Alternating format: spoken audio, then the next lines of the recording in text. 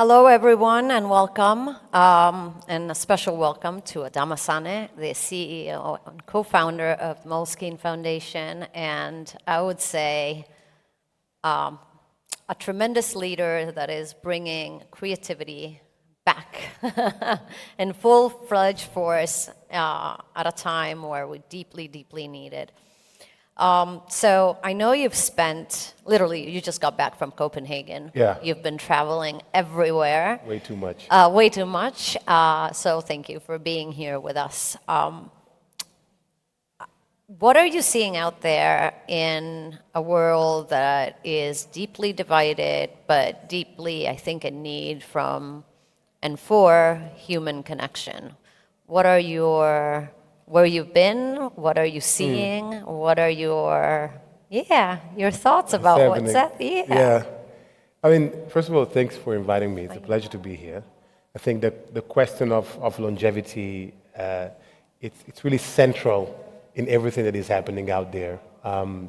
It's not anymore like a nice to have or something for the elite. You know, it's something that has to be reconsidered on a much larger scale. You know, the question that you always say, you know, how we can democratize longevity as a practice, as a way of being in the world. And I think this is like a clear need that traveling around in various conferences is keep emerging.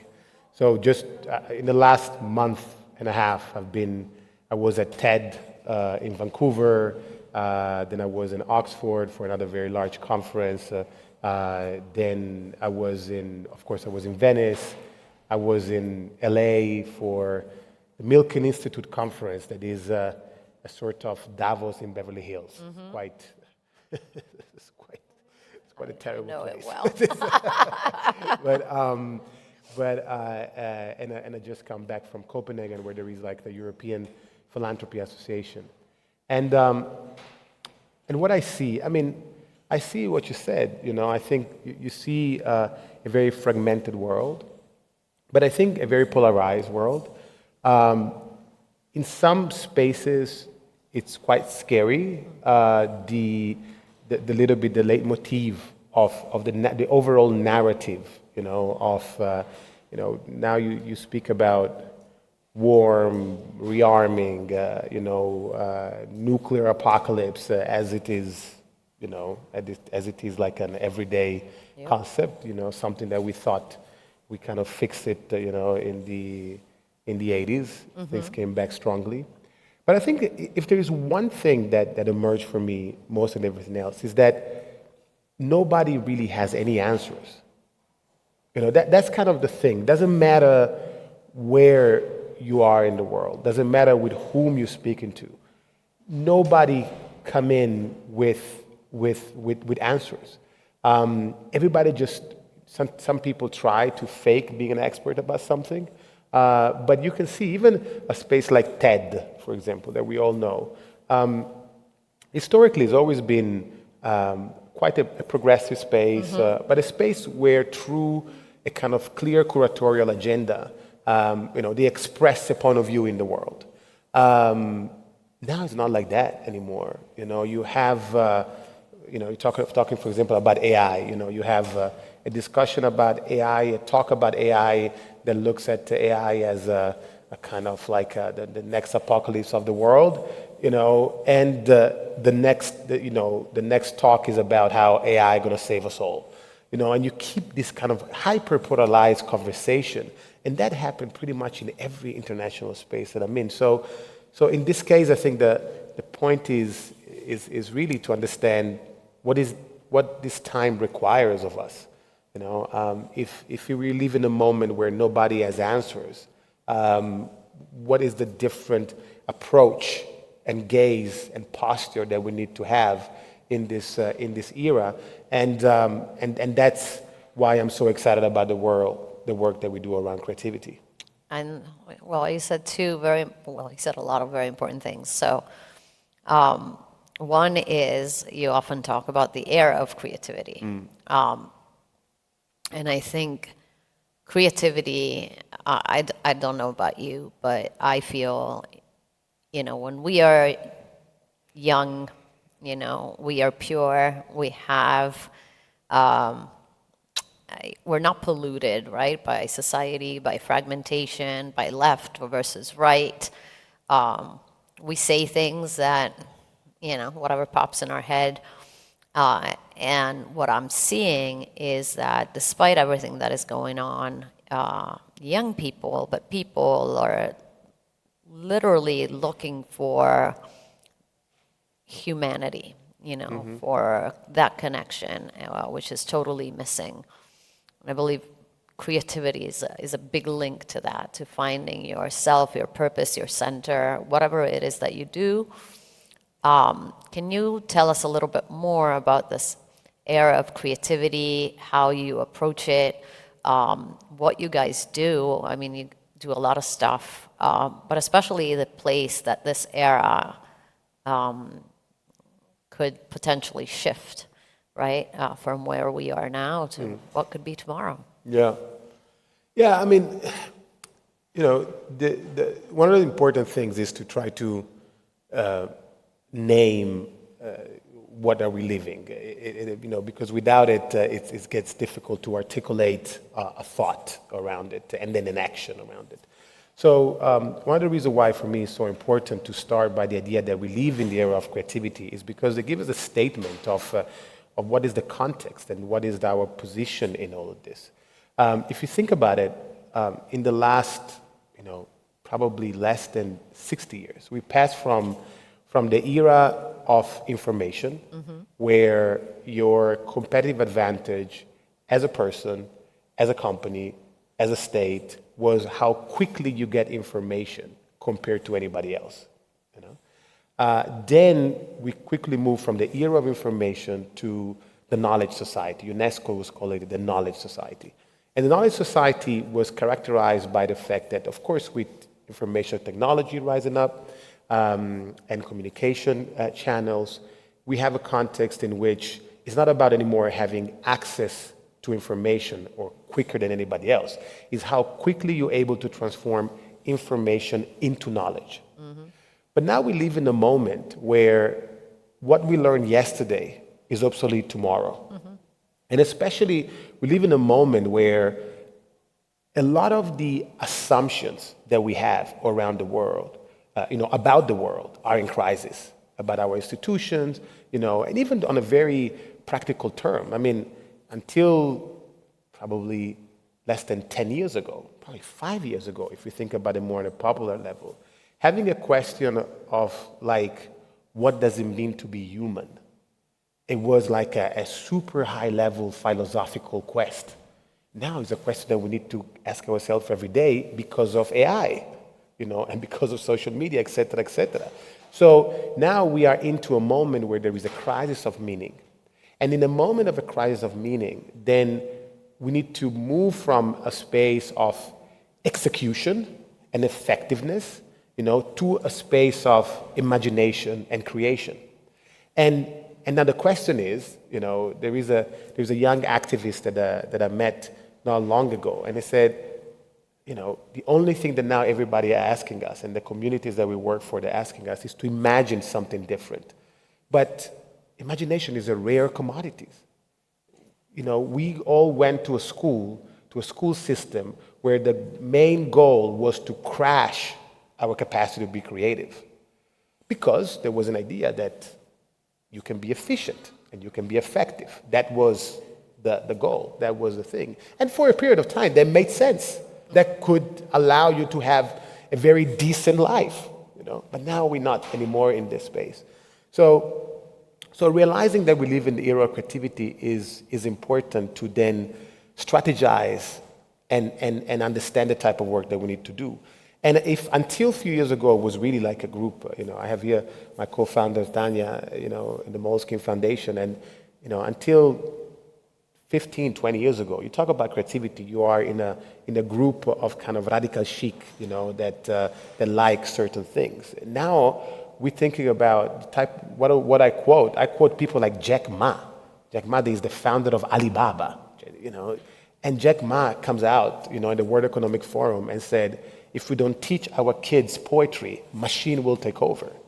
It's Jack Ma who says that. This is not like a kind of, existential philosopher or poet.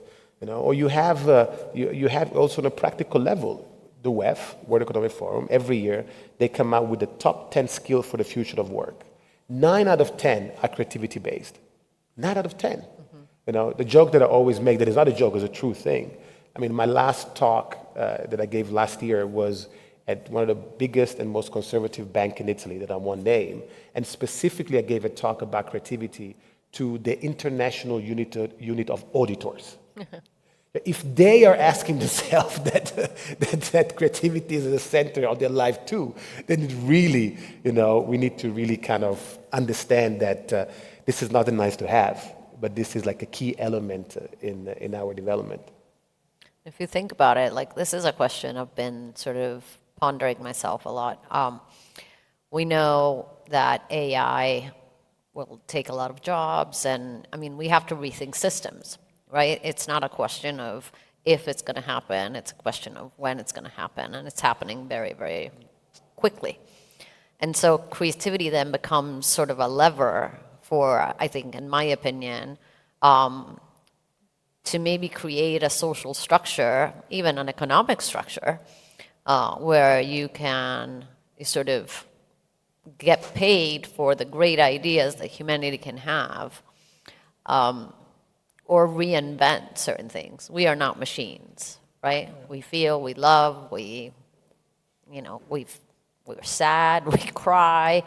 AI is not going to be able to do that.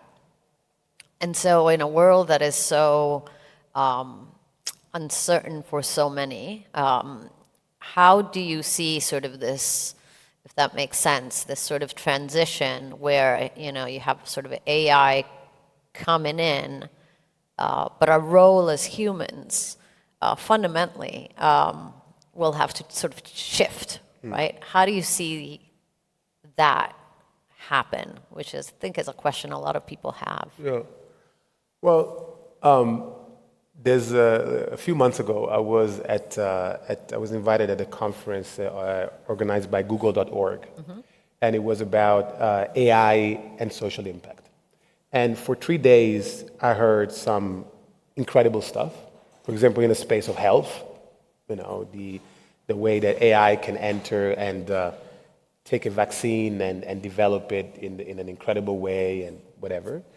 And then some very funny things and bizarre things, like somebody that developed AI Jesus. Well, Musk said something about that. They uploaded all the sacred scripture, and then they created a bot, and then you can live talking to AI Jesus.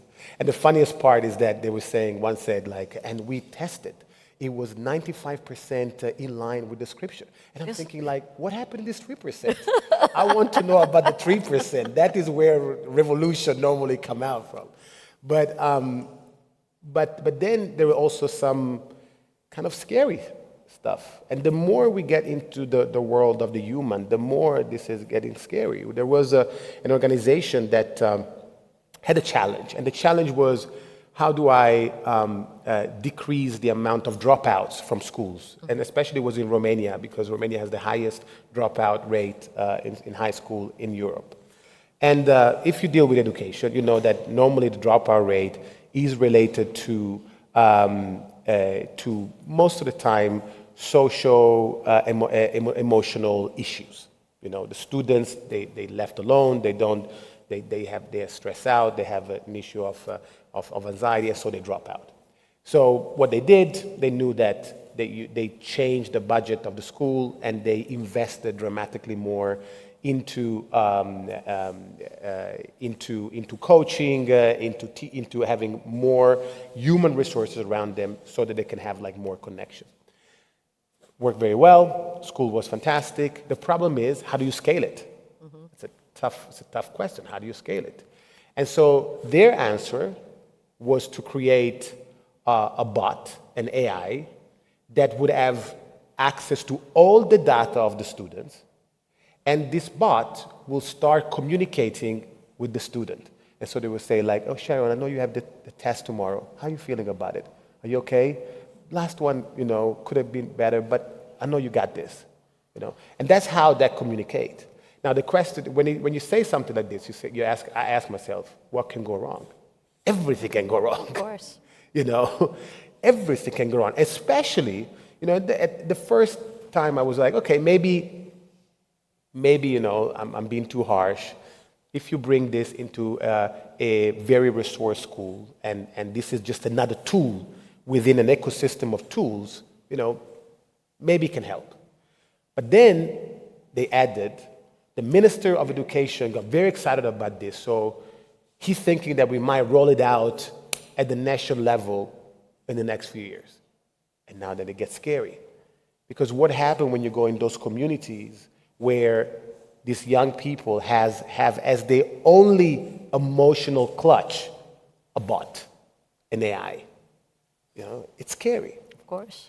And so for a random reason, I found myself closing, that conference, and as the proper non-AI person, and I said, I've been, it was incredible to hear all these things, but it's 3 days that I hear about efficiency, scalability, productivity.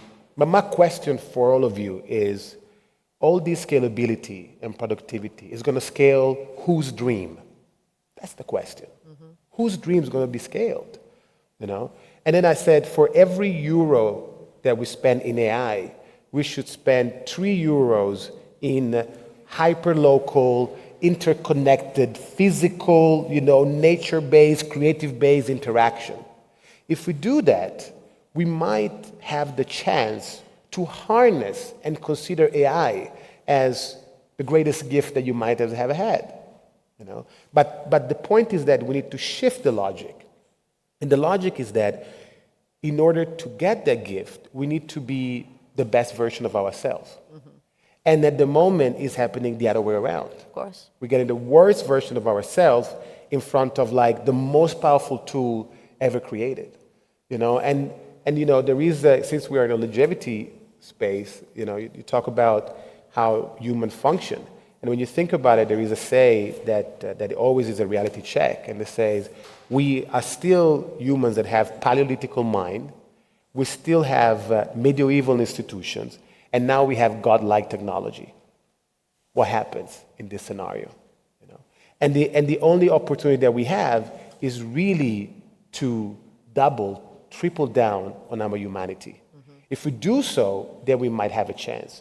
And so my point on AI is that I want to take it with optimism and say, this is finally we have the opportunity and understanding and the context to make clear for everybody that the only way that we have to preserve our humanity is to bet on ourselves, is to doubling down on our humanity. And one of the main features, if not the only feature that is important that separates us for anybody else, is our creative landscape. And when I say creative, of course, I'm saying in the most expansive way, because creativity, first and foremost, is relational. It's what makes us human, not as individual. Creativity is the most important thing of creativity that people tend to forget is listening. Mm-hmm. There's no creativity without listening, and there's no creativity without the interaction. And so we have this chance. Then there is a little bit of a doom and gloom part that we are up against a system that set a series of incentives that go all against this. A very scary thing that happened when I was at TED, there was a conversation about AI, and I was very high-level executive in front of me, from the biggest tech companies. And so, and of course they would give it, no, AI is going to be fantastic, we're exaggerating, this is going to be, okay. And then I said, let's say that I believe you. I believe you as individuals. But the part that I don't believe, that I don't trust, is the set of incentives that your company has. You know the scary part? They said oh yeah, we get it. They didn't even try to make a fake answer. They're like, yeah. It's not like the NRA that will tell you guns are good. Exactly. Not even, we even surpassed that. We even surpassed that. And that's a little bit the scary part. And that's where the human responsibility needs to kick in. And that's the part that I don't see now. That example that I made about Google.org, when I made that intervention, The scary part is that I had a standing ovation. And if I had a standing ovation, what are you doing? Why are you saying that I am in the right direction? If I think about a few years prior, I used to work for the UN, and there was in a period where it was the first batch of GMOs, the question of GMOs. Very controversial, Sure. similar story. But at the time, I remember that when you speak with the scientists that were doing it, they believe in what they're doing. Of course. They said, guys, if you allow us to do what we need to do, we're going to be able to grow grain in the desert and stop famine in the world. Now, of course, not entirely true, corporation, okay, but at least they believed that that was the direction and they were true. Now with the AI part, it's everybody's in the system that somehow passively accept, because we are all these companies are in this mentality that I have to get there earlier than anybody else, because otherwise somebody else would get there before me, and that would be the biggest problem. Yeah. Not realizing that this is clearly, a cul-de-sac in which we're gonna probably, hit the wall. Which is the same, my first job was in New York in early 90s, and that is the same fear. When you went to work, you're like, okay, I could get fired tomorrow. I have to be the first one in, the last one out. I have to not take ever a vacation. It's like no weekends, no sleep, no nothing. Yeah. And you live in that fear.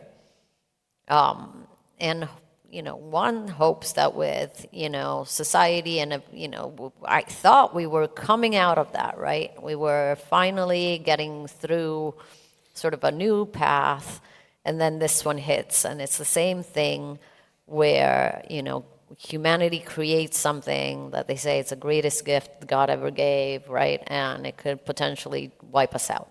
Mm-hmm. And we see it.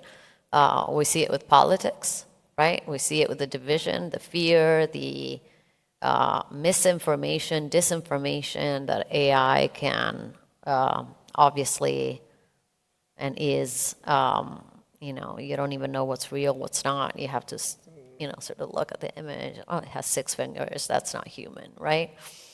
And that is a scary, scary thought. And then you go back to education, our children, right? How do you educate children, again, in a world where schools are underfunded? So it's still the privilege, the privilege of a few that will have the good life, that will go to the good schools, that will, Morgan had a talk on, the privileged few being able to volunteer and really become creative, and their work is really about doing it the opposite, right? Like working with inner city kids to develop those skills. And it's like, as you said, it's like sort of it's that vicious circle. It's like a little hamster on a wheel. And how do we get out of the wheel, and how do we break from, this system, I call it the little matrix, and step out of the matrix and wake up? How do we make humanity wake up at this point? Thank you for the easy question. Solution. It's like solution. That is my metaphysical, philosophical. Yeah. No, but you're right. I can say, though, that first part that I'm an optimist. Thank God. But I'm an optimist. Me too. In the same way that James Baldwin would say, I'm an optimist because I'm alive. All right? Thank God for that. So that's the first part. But the other thing is that, I have the unique privilege, to work in a space, in a sector where our work is to, find and support creative change makers.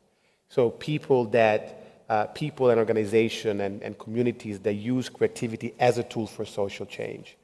And when you have the chance to look what people is capable of doing at the hyper-local level, without millions of dollars, without the visibility that everybody, that you have for Hollywood star or whatever, they do every day, they've been doing since forever.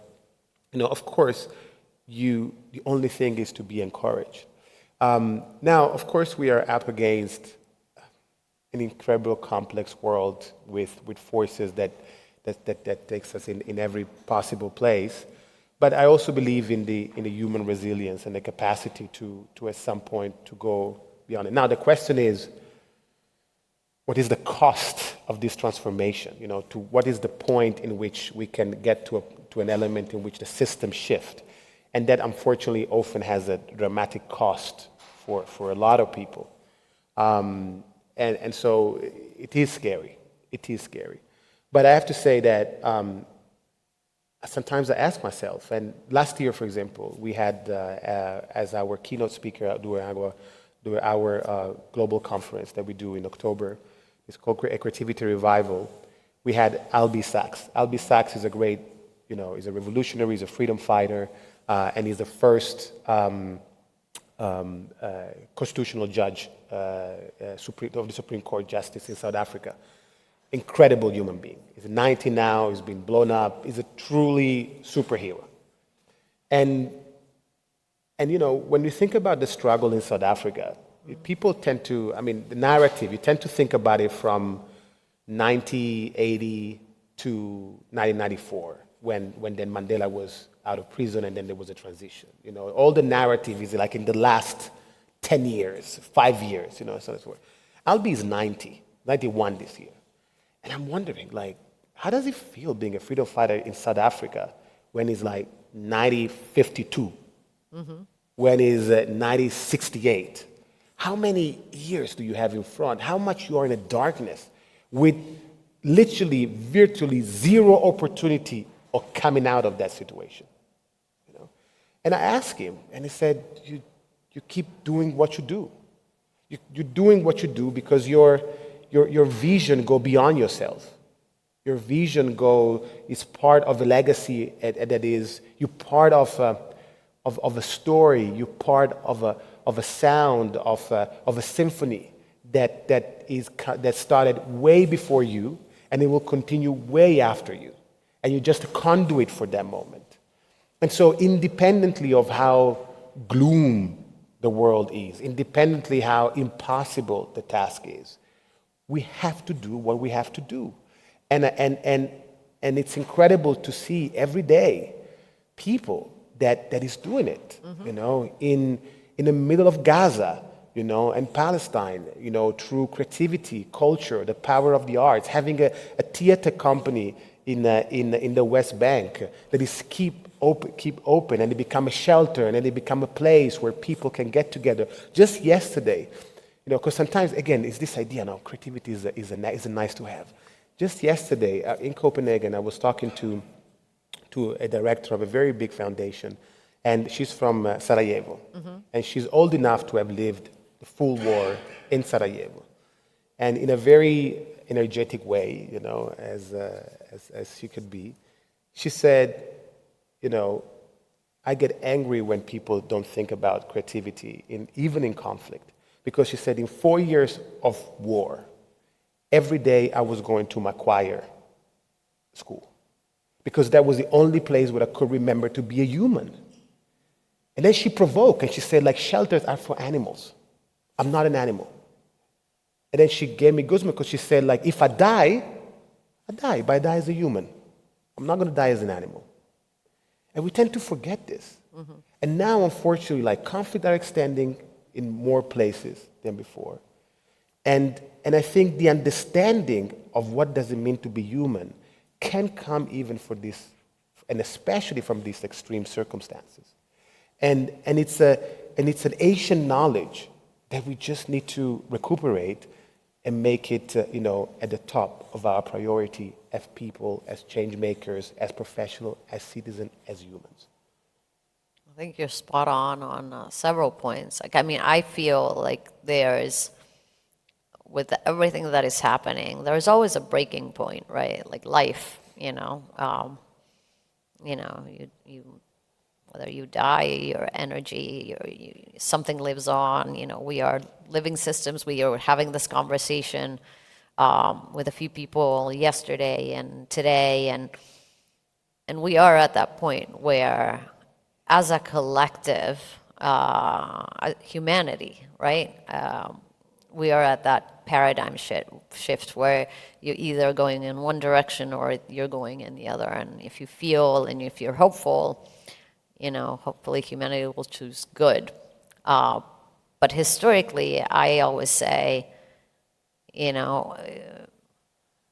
I think the odds are in our favor because, as much as it disintegrates and as much as it's difficult today, history has shown us that from the ashes you can build something beautiful. Once again, something different, because we do need to change the system profoundly. The system has created, obviously, a lot of problems, a lot of conflicts, a lot of wars, and definitely maybe in the age of Aquarius, something new can live on. When we spoke the first time, you mentioned, and I'm a big fan of ancient knowledge anywhere. I think that's probably one of the best gifts we as humans could have, is to learn a little bit more from different indigenous people. But you mentioned Ubuntu. Can you talk a little bit about that and what it means to you? Yeah. Well, Ubuntu, it's a term that maybe you heard about it, and there is a chance that if you heard about it, it was some like in a weird, movie, or some weird corporation that that exploited and used it in a very bad way. Yes, exactly. Every time I feel, it's funny because I say it. But every time I feel a bit uncomfortable about talking about it. Sorry, then. No. The reason why is because it's such a profound concept, and I'm never able to give it justice. So Ubuntu is a term from Southern Africa, and that is impossible to translate. But it became very popular in the 90s during the struggle against apartheid. Because Desmond Tutu and Nelson Mandela use it to explain and give a clear direction of the type of struggle that they were doing. Ubuntu is a term that can be roughly translated as I am because you are. It's a term that allows us to conceptualize a humanity in which there isn't a contradiction between I as a person and you as a person. There is no contradiction. I am the other. There's Rambo also was using it. I as the other, and I am the other. So it's a sense of deep connection that exists. And so it allows us to think beyond this dichotomic idea, that is either me or you. My humanity is directly connected to your humanity. The only possibility to preserve and enhance my humanity is by preserving yours. And of course, when you think about it during apartheid, during the struggle for democracy, it was not obvious. It was not obvious to go to your oppressor and say, my humanity is connected to your humanity. And I have to preserve your humanity if I have to preserve my humanity. It's totally contradictory. And other countries didn't do that. Zimbabwe went a completely different direction, for example, compared to South Africa. But Ubuntu is a term also that is not abstract. It's not. In South Africa is a constitutional term. It's in the Constitution. It's a legal term. It is used and implemented. Every day. By the High Court. So it's important because it allows us to think that this is not just a high-level metaphysical or philosophical concept. This is ingrained in reality. You have, if you look at many of the resolutions by the Constitutional Court, Ubuntu is the principle through which a Constitutional Court is given. Is the principle through which a constitution has been written. And it's a principle in which you can also see it in the architecture of the Constitutional Court of South Africa. If you haven't done it, you have to see it and you have to go, because the Constitutional Court of South Africa has been built on the ashes, actually not even the ashes, because it's very, very present, of one of the most important prisons during apartheid. It was a place where the Dutch built it to put the British in. Then the British won, so they put the Dutch in. Then the Dutch and the British got together to put the blacks and the browns. It's the only prisons in the world that has, I think, 4 Nobel Peace Prize that it was detained there. And it was the symbol of oppression. When you disappeared, there was a chance that you were there. And Madiba, Nelson Mandela, President Mandela, decided that that was the place to put the Constitutional Court. And that was a symbol of Ubuntu. It was a symbol of creativity. And Albie Sachs, that I was speaking about it before, was the one, together with other constitutional judges, that created an architecture that is a human one. Even here, everywhere in the world where there is like a Western-based idea of justice, the House of Justices are very imposing. Mm-hmm. You enter, they're almost, you can see them. There is the Chief Justice is up there. You are down there. You come in and you need to feel the fear of justice that can come upon you. And in South Africa, they flipped it. And they said, we don't want this. We believe in a justice around a tree. The place is humble. It's very colorful. Inside, you have an art gallery, basically. There is a contemporary art, collection that is exposed in the Constitutional Court. You enter in a space like this, there is a tree. There is a tree in the middle, and you can sit around it. The Constitutional Court and the judges don't stay at the same eye of everyone else. It's not imposed. And it's so architecturally there is an embodiment of what Ubuntu is. Mm-hmm. And that is, I really believe, is done through the power of creativity and the courage to think outside the framework. And that is something that, again, what we're talking about is not abstract. Mm-hmm. It's something very concrete. One of the things that we did at the foundation, the Moleskine Foundation, we said we banned the idea of creative thinking. Mm-hmm. Creative thinking doesn't exist. It's an oxymoron in itself. There is creative doing. If you're creative and you think and that's it, so what? Creativity has to be ingrained in doing. It's a type of intelligence. It allows you to be in the world. If you're just within yourself thinking about whatever, nobody cares. It has to happen. It has to take shape. And that history of South Africa, and there are many others, it's really a clear example of things that transformation can happen. Yeah. And it's, as you were talking about it, 2 things came to mind, 3 actually. One is, one says is justice, right? Justice as equality, as justice that should be blind and should be fair, and democracy, right? That is the essential, I think, aspect of a democracy, is when my life matters just as much your life, right? And we are one part of the same story. And to do that, though, comes to my other point, which is courage, which is something, again, in that same conversation we spoke of. And now here and there, you're hearing more and more people talking about, vulnerability and courage and fragility. A few years ago, people would be like, cringe if you said, what do you mean? I'm not vulnerable. But people are sort of, I think, scraping that little crust that is engraved into our hearts and sort of trying to come out, right, and feel again and be more creative. And I thank you for the work that you are doing, because it's truly, truly important. And to close, I just wanted to